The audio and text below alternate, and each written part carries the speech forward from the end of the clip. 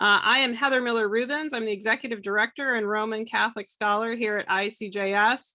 And I'm honored to have a conversation tonight with Baltimore City Council member Zeke Cohen about confronting bias, bigotry, and hate within our religious communities. Our conversation comes in the aftermath of a synagogue attack in Texas this weekend. On Saturday, the holy day of Shabbat, an armed gunman took Rabbi Charlie Citron Walker and some congregants hostage from Congregation Beth Israel in Colleyville, Texas. Thankfully, all the hostages were freed by law enforcement. But this incident reminds us that we must be vigilant and vocal in our efforts to confront anti-Semitism and violent religious bigotry. As the Jewish community recovers from this most recent attack, it is vital to talk about the importance of recognizing and directly addressing the trauma that affects individuals and communities, the importance of teaching hard histories, and finally, talking about healing and what it takes to make our communities stronger together. So we'll start the evening with about 30 to 40 minutes of discussion and then turn to audience questions.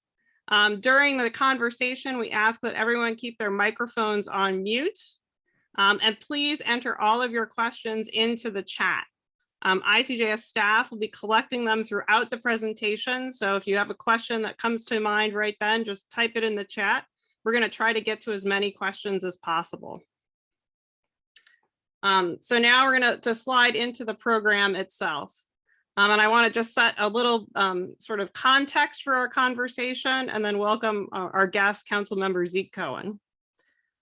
So the sort of foundational premise for ICJS is that religious bias and bigotry harm the fabric of our society.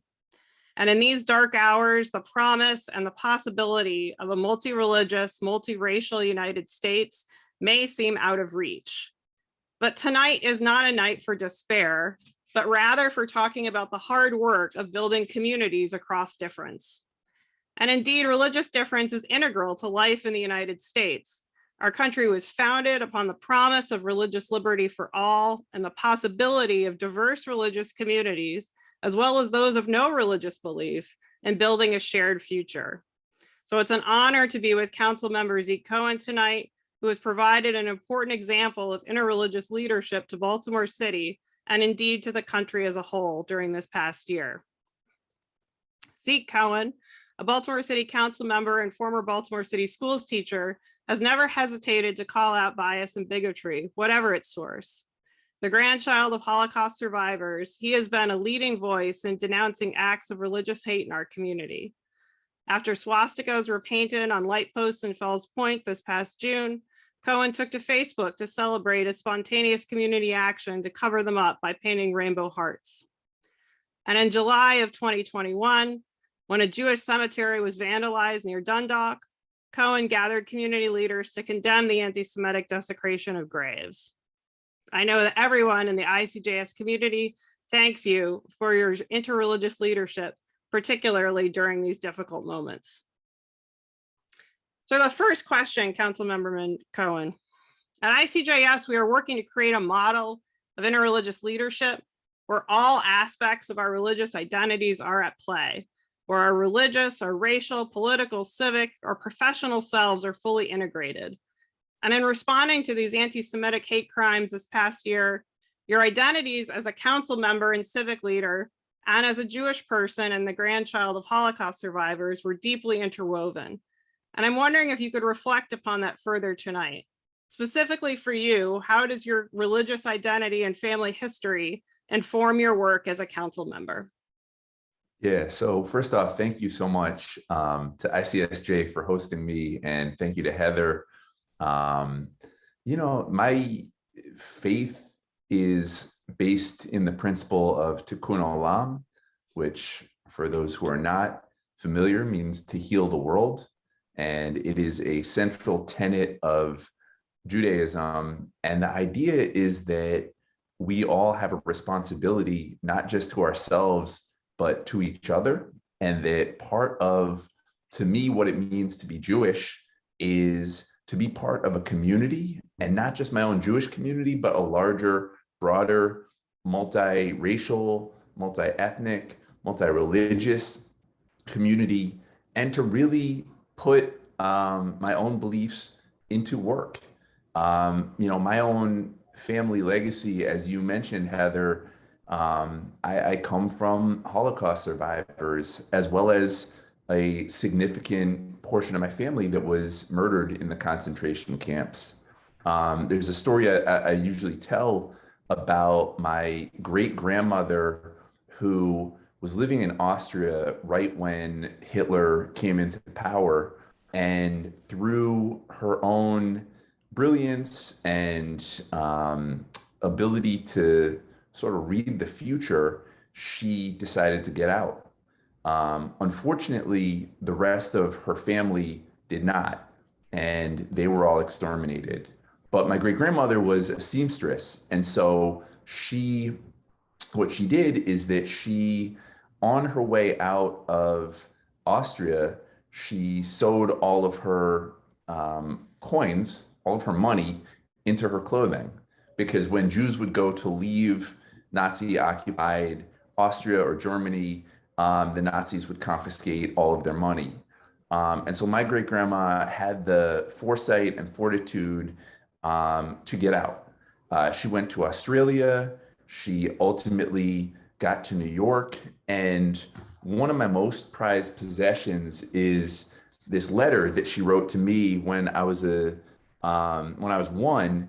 And if you look really closely, I don't know if Zoom can get that Oh, close, yeah. but there's a coin, and in the top of the coin is actually a tiny little hole, which is where she punctured the needle in order to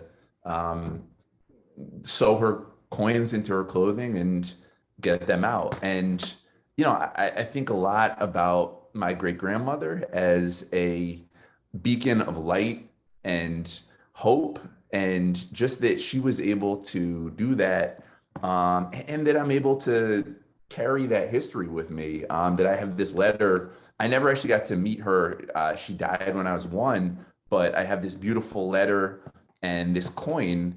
And to me, that's symbolic of my own responsibility as a Jewish man, as a public servant, as a city council person in Baltimore, is that it is deeply personal to me when I see swastikas appear in my district, or when I see acts of anti-Muslim bias or acts of racism, anti-Black racism that are all too common, or the xenophobia and nativism that has become far too interwoven into our public discourse over these past couple of years. So, I got elected at a very strange time.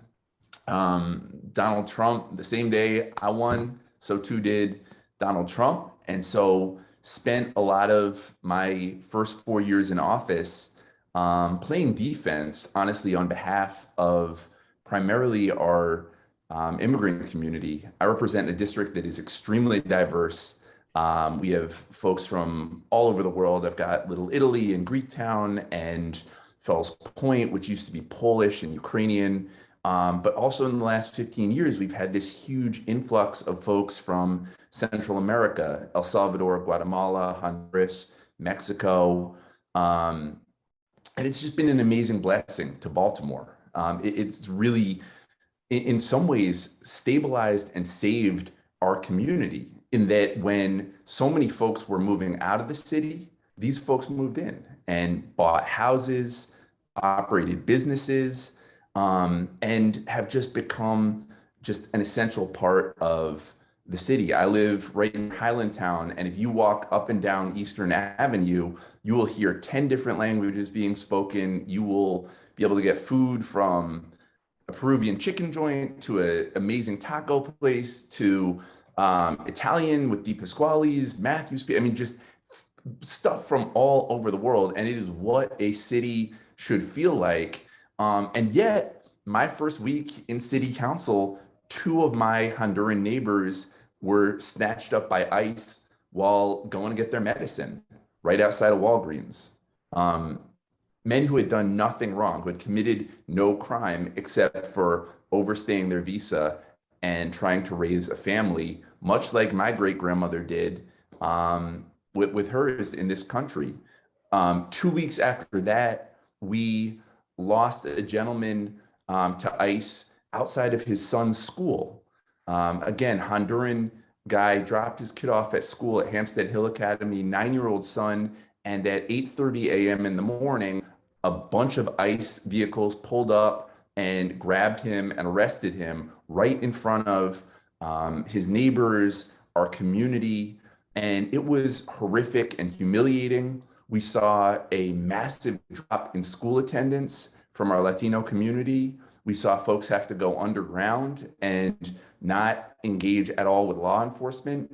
And so to me, that was deeply, deeply personal, because again, I know that were it not for my great grandmother being welcomed to some degree into this country, even though there were many folks who did not, we should be clear, want Jews coming to the United States in and around World War II, but she was welcomed here. And so to me, I have a responsibility to welcome my neighbors. And so I was really proud my first year in council to pass a welcoming resolution that reaffirmed that no Baltimore City agencies will engage with ICE. We will not give anyone's identity. Our police are forbidden from asking folks for their papers or their ID, because we believe that everyone has value, that our diversity is our greatest strength, and that America is great because of the incredible diversity we have in our community. So to me, it's deeply personal, and it's about my family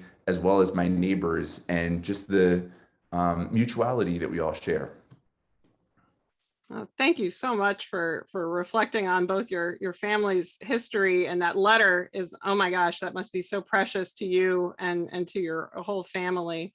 To kind of shift to where you ended your comments, when we're talking about race and we're talking about immigration and we're talking about politics, there's a lot of times that like religious identities and religious communities sometimes don't seem to fit into that conversation. And at ICJS, we're always trying to figure out how religious difference also plays a role in conversations around race and community and immigration. So I'm wondering if you could maybe reflect a little bit more on the role that you see religious difference playing in your district, and whether the religious communities have also stepped in important ways on these issues. Yeah, so absolutely. There's a saying in the Bible, in the Old Testament, we were strangers too once. Our folks, when we were essentially slaves in Egypt, we of course fled, and a lot of the history of Judaism is about immigration and is about traveling to new places and often experiencing discrimination wherever we've ended up. And so to me, I think it is critically important that conversations that are about racism and xenophobia, that we also talk about religion and faith. My district is blessed to have some incredible Catholic churches. As I mentioned, it is a stronghold historically for Italian folks, Ukrainian Orthodox, big Polish community, and the church really has played a huge role, whether it's St. Leo's or Breath of God, and now more recently, again, with the large influx of folks from primarily Central America, again, the church has been really, really, really huge. And I'll give you just a quick example of how I've seen it be such an important vehicle. So during this horrific year and a half plus we've experienced with COVID, in the beginning of the pandemic, our Latino community was particularly hard hit. A lot of folks who are working essential jobs, who are either in a restaurant, at Amazon, who are on the front line, folks who in many cases experience housing discrimination and are living, in some cases, multiple families in one row home. And so the idea of social distancing was extremely difficult, layered on top of already pre-existing health disparities facing this community. And so initially we saw a huge amount of transmission and unfortunately deaths within our Latino community. And my district was the #1 for a little while in terms of transmission and COVID deaths.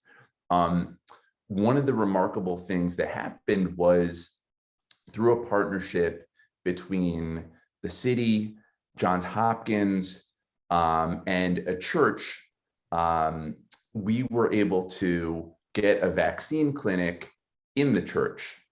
So Father Bruce is an amazing pastor who just has incredible relationships with a lot of our Latino neighbors. And he saw the amount of suffering that people were experiencing. And he essentially demanded that we put a vaccine clinic in his church, which initially was, a little out of the norm. But what was so brilliant about it was that you're talking about a population of people who, through their lived experience, are pretty mistrustful of medical institutions and of government. So if I'm, for me to say it, that you should get vaccinated isn't going to hold much weight. For a doctor to say it isn't necessarily going to hold much weight. But for Bishop Bruce Lewandowski, who is the pastor that folks love and trust out of Sacred Heart of Jesus Church, to say this is something that we need, it's critical, you've got to come get vaccinated. What we saw is a tremendous amount of people sign up. Over 7,000 people in 4 months got vaccinated out of that church. And as a result, if you look at the Latino community now, they are the least, they're experiencing the least amount of COVID transmissions, which to me just speaks to the role that religion and religious institutions can still play within our, within our country. Even though we know less folks are worshiping right now, I still fundamentally believe that there is a real role for the church, for synagogues, for mosques, for religion to play in moving our city and our country forward. Well, we certainly agree with you on that sentiment all the way around. I think there's a really robust place for religious individuals and communities to play in public conversations and in actual actions today. So that's a really wonderful story to hear. I want to kind of shift. We've been sort of dancing around a little bit around the question of sort of polarization and difficult conversations and people having real deep disagreements about what a good society should look like, what America should look like, and what America means. And in November of this past year, you wrote a Facebook post that went viral, where you reflected on the importance of teaching hard history and being in relationship in the classroom in particular. And specifically, what I thought was so interesting about this Facebook post was that you talked about how the current debate over critical race theory in the classroom reminded you of a moment in the classroom when you were doing Holocaust education and when your Jewishness had come into play. And so I'm just wondering, for the members of our audience this evening who may not have read that Facebook post, if you could briefly recount that story here tonight and what you were trying to argue in that piece. Sure. So I started my career as a teacher here in Baltimore. I taught in West Baltimore, in Sandtown, Winchester, and I taught in Curtis Bay, which is in South Baltimore. And I taught history and social studies. And one of the courses that I taught for 6th, 7th, and 8th graders was a world religions course. And we learned about Islam, Judaism, Christianity, Hindi. We learned many of the, we learned a bunch of religions that are native to parts of Africa. We learned about atheists. I mean, it kind of covered the whole spectrum. And I had an experience my second year teaching, where I got a call to the principal's office, and I went in, and sitting there was my principal and a parent and a student, a little girl who was in seventh grade, really bright, precocious, kind of quiet, but just sweet kid, and someone who I had really enjoyed teaching. And I could tell just from the jump entering into that room, into the principal's office, that there was all sorts of tension, and that this was not going to be a good conversation. And so my principal turned to me and she said, "Mr. Cohen, there's been an accusation against you." And in that moment, my brain started thinking about all the different scenarios. As a teacher, especially as a young teacher, you never want to hear anything about an accusation having to do with a student. And she said, "Mr. Cohen, the accusation is that you've been trying to indoctrinate children into Judaism. Is that true?" And I said, "No, of course not." And I said, "I've been teaching a world religion course, and it's pluralistic. We talk about all the different religions. But no, of course, I'm not trying to convert anyone to Judaism." And, I had sort of tried to keep my own religion somewhat out of it. A student asked me what I was. And so I did share that I was Jewish and what kind of that meant to me. But, I have no interest in converting anybody. And so my principal looked at the little girl, my student, and she said, "So is this true? You've told us that Mr. Cohen has been trying to convert you to Judaism. Is that true?" And the little girl got real quiet, and her mother interjected and said, "My daughter came home last night, and she told me that man has been trying to make all of his students Jewish." And again, I just, sort of looked at her, and my principal asked again to the little girl, "Is that true? Is Mr. Cohen been trying to convert you?" And you can see this little tear start to drop down her cheek, and she starts to cry, and she says, "No, I made it up. I'm so sorry. He didn't say any of that. I don't know why I said that." And and she's just at this point bawling, like a little girl crying her little eyes out. And my principal at this point gets in her feelings, and she says, "This is outrageous. How could you accuse this man? This is terrible. Mr. Cohen, why don't you go back to your classroom and you go teach? And I need to talk to this young lady because this is unacceptable." And and so I walked back to my classroom and kept it moving and kept teaching. And what I decided to do was, at the end of the school year, we took a trip to the United States Holocaust Museum, which is right there in Washington, D.C., right up the road from us. And I reached out specifically to the little girl's mother, because I had a feeling that some of the animus wasn't actually coming from this little girl, but was coming from her mom.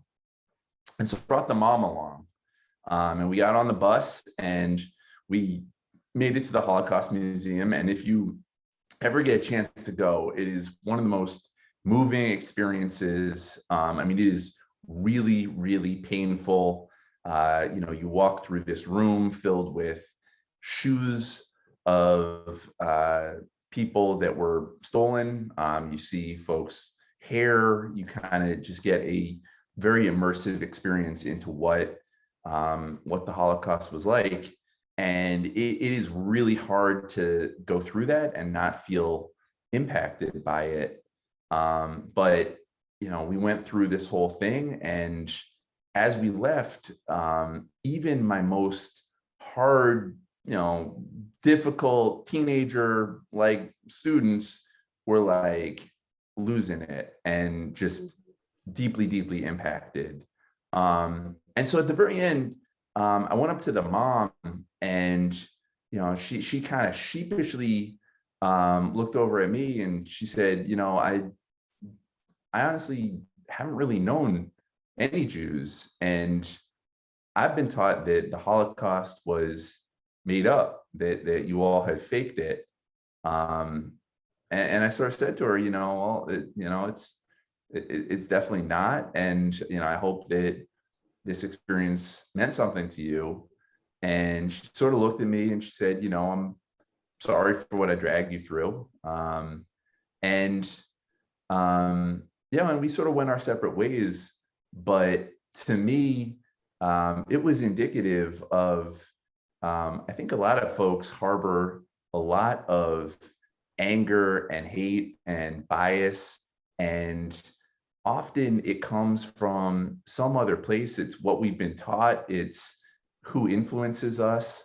Because I can tell you that little girl was as sweet as can be, and she didn't have a mean bone in her body, but this is what she had experienced in her house, and that is exactly what her mom had experienced as well. And so, as I've sort of followed along in the conversation about critical race theory, I think there's this real resistance to take a hard look at our own history and to acknowledge the parts of our country and ourselves that are uncomfortable and that don't feel good. And, the United States, this amazing beacon of democracy, which it is and has been, was also founded with people that owned slaves, and that was interwoven into our Declaration of Independence and our Constitution.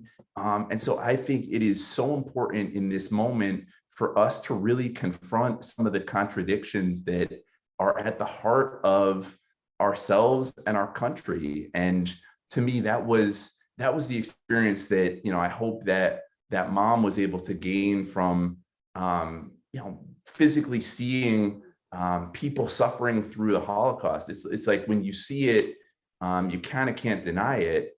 And I think, Heather, we are just in a very, very tenuous moment right now in terms of the future of our democracy. Whether we're going to continue to have free and fair elections, whether we're going to see just a rise of nationalism like we saw in the previous election, whether folks on the far right who have been emboldened are going to continue to commit acts of violence, whether online communities and disinformation is going to pollute our body politic. I just think we're in a really tough moment as a country, as the world.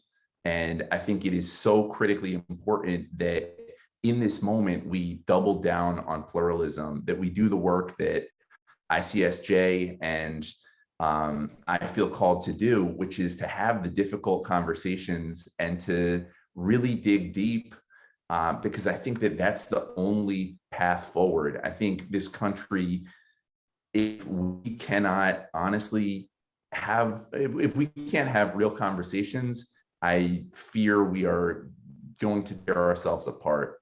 And so, I think that's the critical moment that we're standing in. I agree wholeheartedly with that. And I think in particular, the conversations that are happening at city councils and the conversations that are happening also on school boards around how we're educating the next generation of neighbors and citizens in these sort of hard histories, and what's kind of at stake in those public conversations is just so crucial. And I want to take a moment to actually, the conclusion of this post, I think, is worth sharing with our audience, because I think you rendered it so beautifully. You write, Americans are often averse to acknowledging that which makes us feel guilty. We willfully ignore the most painful parts of our history. When we tell our children that the Holocaust was exaggerated, or ban books, or teach Confederate nostalgia, we do a disservice to our democracy. Our future depends on our freedom to honestly reckon with our past. States' rights gave new life to an old argument about whose rights actually mattered.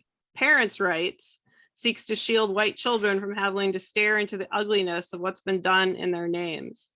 As Baldwin said, American history is more beautiful and more terrible than anything anyone has ever said about it.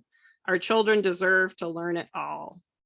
So I think that sort of idea of us teaching our children and then us having the capacity to have these conversations is really what we're investing in at ICJS.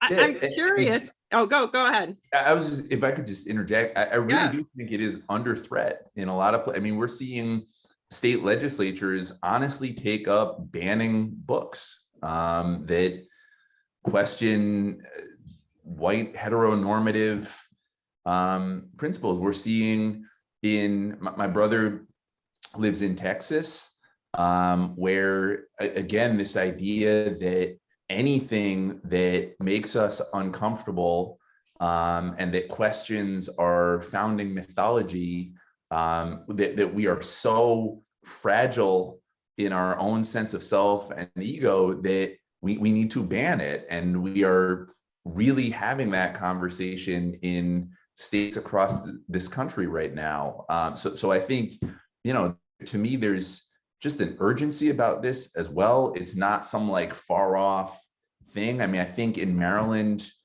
you know, maybe less so than in other places, but you know, we had a president who constantly spoke about fake news and who willfully discredited the media. And that's a, you know, that's a trope that, you know, again, we talk about anti-Semitism. I mean, that the fake news, fake media, that dates to the protocols of the elders of Zion. I mean, that is what Hitler used to do during his speeches, is talk about the Lügenpresse or the lying press. That's what American anti-Semites like Henry Ford would do, is question the validity of the media. So I just think, again, you know, this is a really important discussion, but it is, we're not talking about like some far off distant prophecy. We're talking about right now, and what is the soul of our democracy? What do we stand for as a country? And, you know, I think there's just a lot that's up in the air right now. And to deny kids the opportunity to learn about themselves and about where they come from, I think is just, first of all, cruel, but also deeply undemocratic. To switch topics, I want to ask one more question before we kind of move to audience questions, and it's about the Elijah Cummings Healing City Act. So you are the co-founder of Healing City Baltimore and the lead sponsor for the Elijah Cummings Healing City Act, which makes Baltimore the first city in the country to comprehensively legislate trauma responsive care. And at first, I just want to congratulate you on this achievement as it's being implemented now. And you know, our evening has been sort of shaped by trauma, and the conversation from reflecting on what happened in the synagogue in Texas this weekend to the sort of intergenerational traumas that come forward through racism and anti-Semitism and the Holocaust. And so could you tell our audience what trauma responsive care is and how this legislation also relates to confronting hate in our neighborhoods? Yeah, absolutely. And thanks for lifting that up.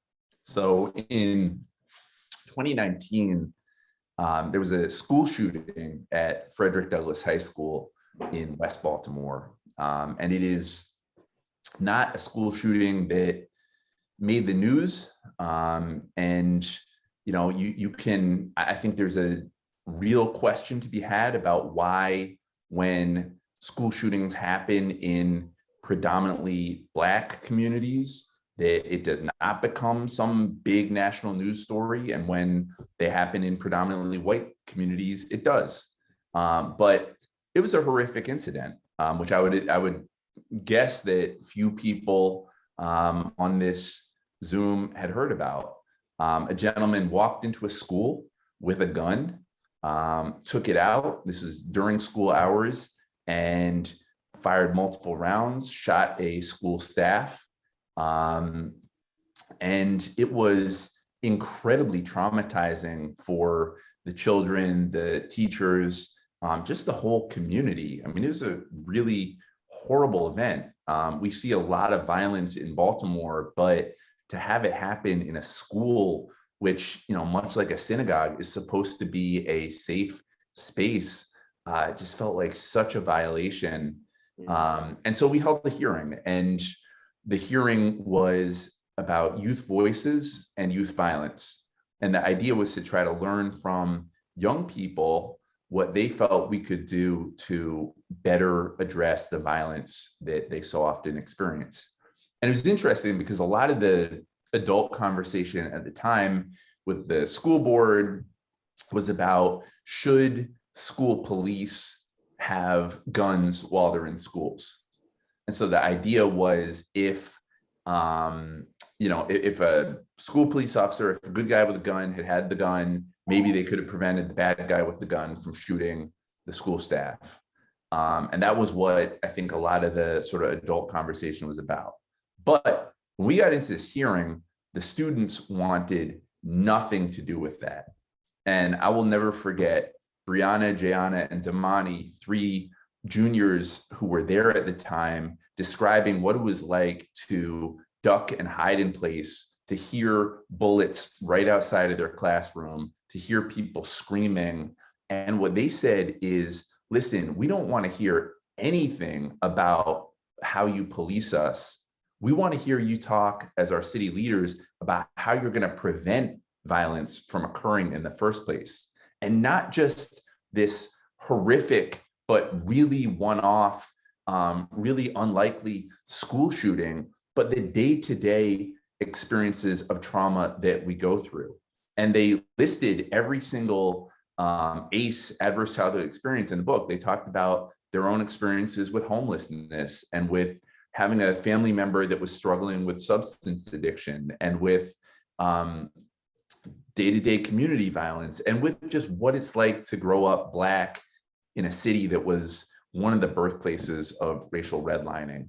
And they really charged us, the city council, with directly addressing trauma.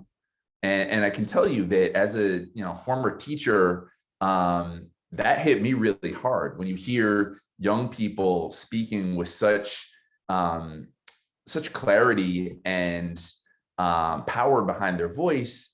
It really behooves you as a lawmaker to listen. And so I beelined it to the students after that hearing and said, let's figure this out. Let's talk about it. Let's try to think through what we could do to actually legislate a response to trauma. Because at the end of the day, that is what I do. I do a lot of stuff with constituent service and all the rest, but my job is to make laws for the city of Baltimore.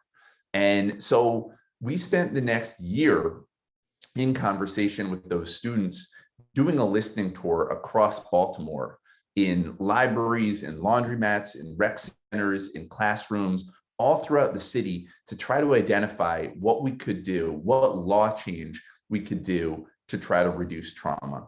And we also looked nationally. We looked at what other cities and states were doing. And one of the interesting things we found is that no city had actually legislated any kind of response to traumatic experiences.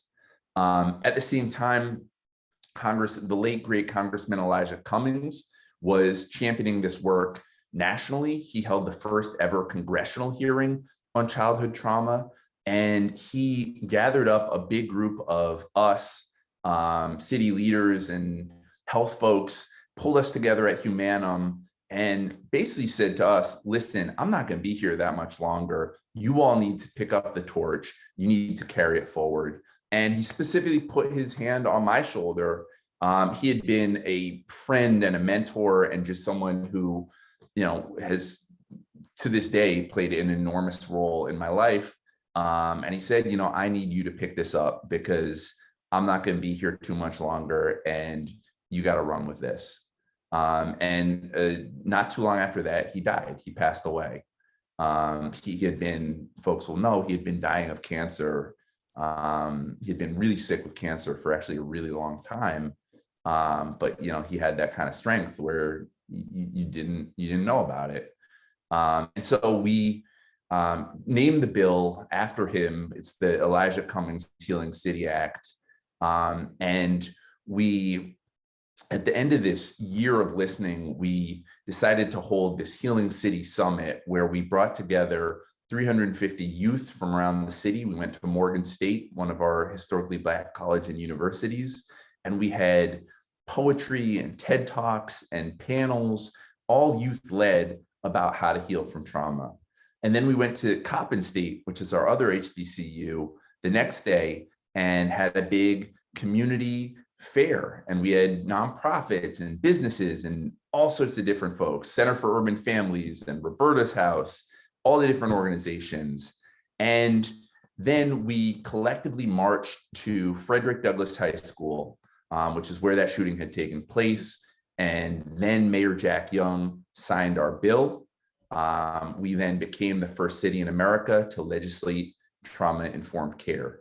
The bill does three things. One is that it calls for every city agency to get training in trauma-responsive care. So we've started with our library system. We are training about 450 librarians, security, frontline staff, to really understand when you see trauma, when you experience it yourself, what it feels like, what it looks like, how do you respond to it? How do we engage with folks who are coming into our library who are in pain and who may act out that pain in different ways, but how do we help them to heal instead of reinforcing the trauma that's already there? The second thing our bill does, and I see my friend Donna in the chat, is that it creates a 38-person citywide task force, which is charged with coming up with strategies specific to Baltimore to reduce trauma across our city. We have a number of subcommittees. One of them has been working on taking that partnership that we had created at the church and expanding it outside of the vaccine space into mental health. One of our subcommittees has been working on creating a partnership with our 3 schools of social work here in Baltimore to create a certificate specifically around trauma. So we have all these subcommittees. And then the third thing that our bill does is it calls for each city agency to review their policies and procedures with the task force with a lens toward reducing re-traumatization. And I'm going to shut up here after one more second. I'll just give you a quick example, Heather, which is, so in our library system, previously we had a zero tolerance policy for anyone that came in intoxicated into the library, right? We have a lot of folks who suffer from substance abuse disorder, who spend a lot of time in the library. We have a lot of people who experience homelessness who go there. We have kids. But our policy for the longest time has been, if we think that you're drunk or you're high or you're in any way intoxicated, you get out, right? The challenge is that we know in the year 2022, we now know that substance use disorder is a disease and that addiction is a disease. It is a mental health disorder. It's not some form of antisocial criminality. And while we want to keep our public spaces safe and we don't want anyone acting certainly violently in any kind of way in a library, we also know that when we say get out, what we're actually saying is go back on the street and continue to self-medicate. And that this space, this safe space, which is our library, is not for you. And so through the brilliance of Director Heidi Daniels, we have changed that policy. And instead of having zero tolerance and kicking everybody out. We've actually brought peer recovery coaches into the libraries to support people that are experiencing addiction. Donna is one of the great peer recovery coaches who's in there working in the Penn North branch, that's West Baltimore. And the idea is, instead of criminalizing or re-traumatizing people who are suffering and struggling, why don't we actually address the root cause? Why don't we support them through a harm reduction lens where they are? And so that's some of the work we've been doing. It's been really exciting. The state legislature took the bill and made it statewide. And I've just been incredibly blessed to get to be a part of it and get to do the work with just amazing people in my city. Well, thank you so much for sharing that. I want to get a few questions that are coming in from the audience. Again, thank you for everyone for putting questions in the chat. We're going to try to get to as many as possible. And I think we want to keep with this idea of the healing city and sort of the role of religion and religious communities in that work. So this is from Pat Shannon Jones. It's so good to hear your role in our very diverse district and all that you're doing to serve your constituents. What role do you see for churches, mosques, and synagogues in trying to heal this city and to try to heal the propensity for religious hate? Thank you so much, Pat. It's great to see you. Look, I think this moment calls for just an absolute doubling down and commitment to solidarity between people of faith. I think the best of us, and in talking about different religions, whether it's Christianity, Judaism, is that the role that the Black church has played in the civil rights movement, the role that frankly synagogues played in the civil rights movement, that there is this commitment to justice that I think shows up in a lot of our religious spaces, that of course also has the propensity to go sideways and become a whole other thing. But I'll tell you, one of the things you mentioned in the introduction, Heather, was during this past year, we saw a number of swastikas painted all over my district, particularly in Fells Point. And it was really scary because, we all know what that symbol means. And, to see it just all over the place, I think was really a form of intimidation, whether it was aimed at me, whether it was aimed at my constituents, whether it was just a really angry person, I don't know, but it was, it was really terrorizing.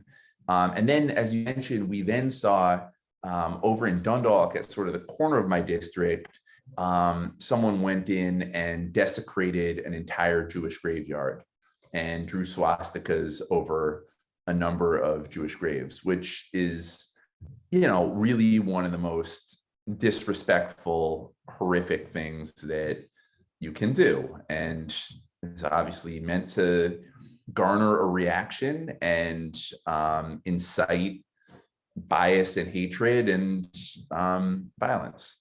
But what actually happened was sort of the opposite, which is that we saw folks from every community in Baltimore, and I mean folks from mosques, churches, synagogues, atheists, Black folks, white folks, Jewish folks, Christian folks, Latino folks, everybody came together right after that, right there in that gravesite, to stand up against hatred. It was one of the most beautiful things I've ever seen. I mean, and it was hot as can be. It was like 90 something degrees that day, but we all stood there and we spoke about what it meant to stand in solidarity with each other. And to me, that's what, that's the best of us as people of faith, as just people generally, is I think there is a need for a radical recommitment to solidarity, that what happens to you is going to impact me, that I'm not just, this isolated, Ayn Rand in my own zone, whatever happens, it's my world. We got to get away from that. We have to recommit ourselves to being in community, to being in relationship with each other. We got to, not in this instance because we're in COVID, but we got to get off the internet and get off social media, because that is a pit of misery as well. One that I'm often too drawn into.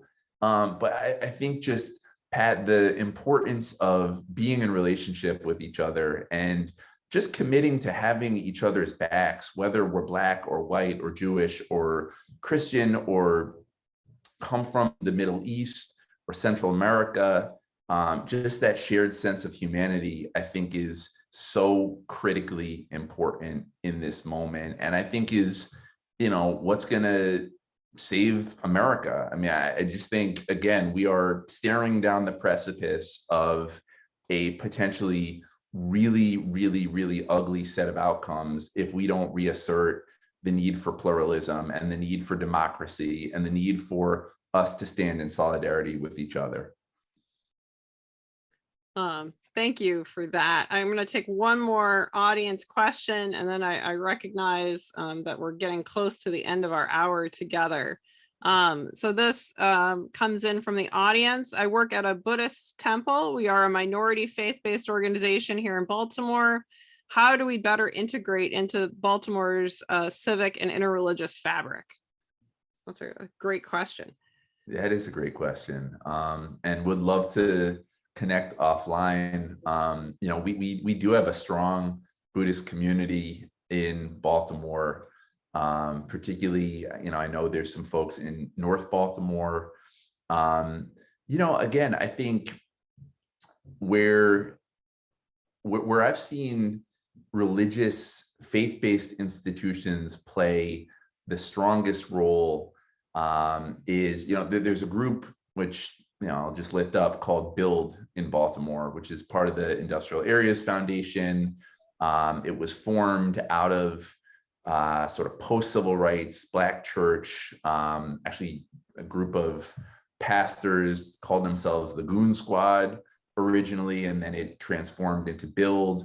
But it is interfaith, interdenominational, everything from, I believe, Buddhist to certainly Christian, Muslim, Jewish, all different religions. There are also some other non-religious institutions, but what they've done over the past 35 plus years is really push in a just incredibly powerful way for justice within our city.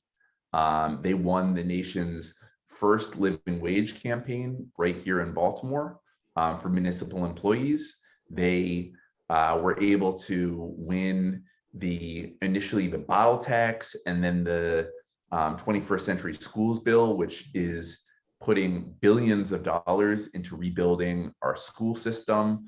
They've done an enormous amount with affordable housing. They've committed themselves through a program called Turnaround Tuesday to providing jobs for returning citizens.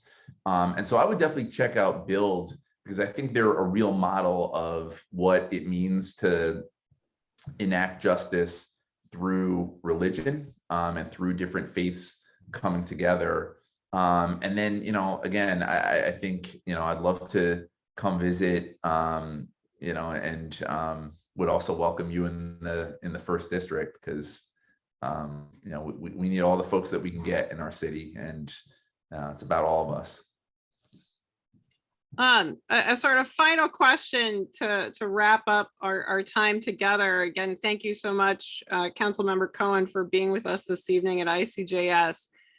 At the center of your efforts that you've been describing is this idea of the healing city. And I just think that's such a powerful and hopeful vision. And really tonight, we are all in need of some healing and some hope. I think you're right to sort of name that we're staring at a kind of a scary future. And so having something to hang on to is important. And so I'm just kind of wondering, if you were imagining the healing city being completed, right? Of it being the healed city. And if Baltimore is that healed city, what does that look like for you? Yeah, that's a great question. You know, and I think that I think the act of healing is an ongoing process. I don't ever think we will be a healed city or a healed country, frankly, but I do think that it is about striving to, again, acknowledge that which makes us deeply uncomfortable.